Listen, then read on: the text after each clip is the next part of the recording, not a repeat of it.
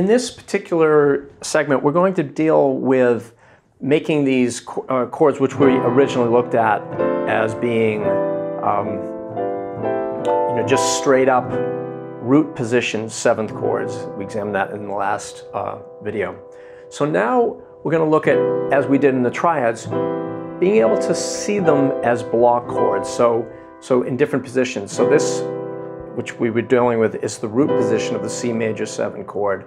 This is the first position, 2nd position, 3rd position. Basically, all you're doing is taking these notes and moving them up.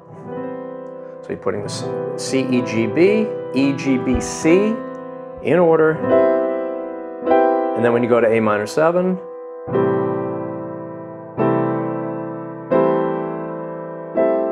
now it's kind of unavoidable if you're going to be a piano player, if you want to get proficient at piano, that you need to know these block chords. And you need to know it for when we go to the 2 chord, which is a minor 7 chord. Fortunately, when you're in the key of C major, there's a symmetry to it. So you're basically doing the same position. It doesn't work out that way with other scales. What will help you with that is what I keep saying, is that when you get proficient at scales, you'll see the chords a lot better. So you can try doing that as an exercise, what I was doing. This is just a 1, 6, 2, 5 progression. Do it as slow as you need to. Try to make it musical if you can.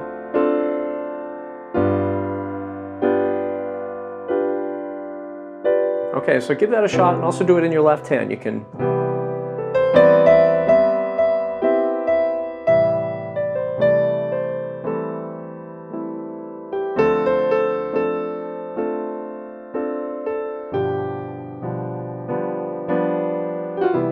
Okay, so the next thing we want to know is just how to make hipper voicings out of this. And we're going to go back to what we were doing before, which is spreading the notes out. So, okay, so now I have a graphic up there. In the first version of C major 7, instead of doing this, we have C, B, E, G. It's another way to voice it.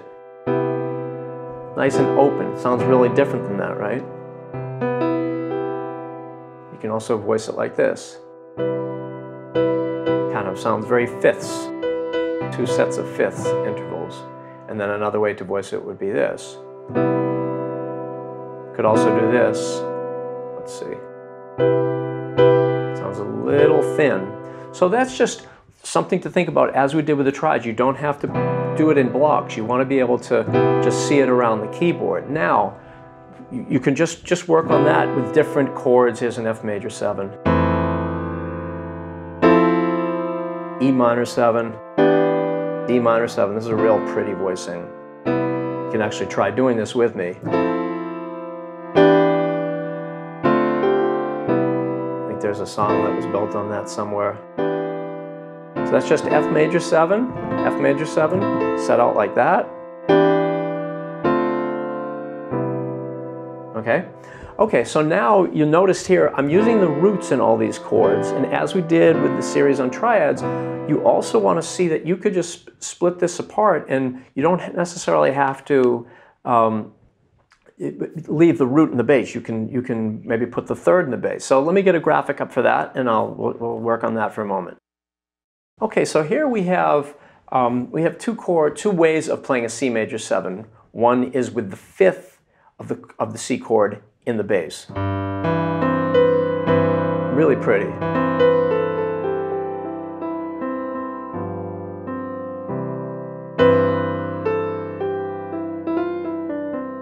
And that's in the first measure. In the second measure, I put the 3rd in the bass. Let's see what that sounds like. Almost sounds like an E minor chord.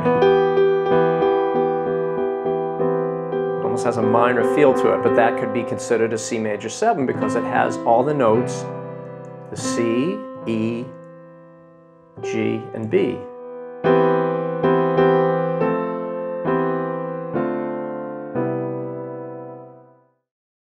Here we have D minor 7, G major 7, E minor 7, F major 7, a bunch of different chords. The G major 7, by the way, is not in the key of C, just so you don't get confused about that. It has a sharp, which we're not dealing too much, but I just wanted to show you different ways to voice these chords. Here you have D minor 7 in a root position, but open. So in other words, it's not a block chord, but it's just sort of setting it out with the root and the bass. I shouldn't have said root position, it's root and the bass.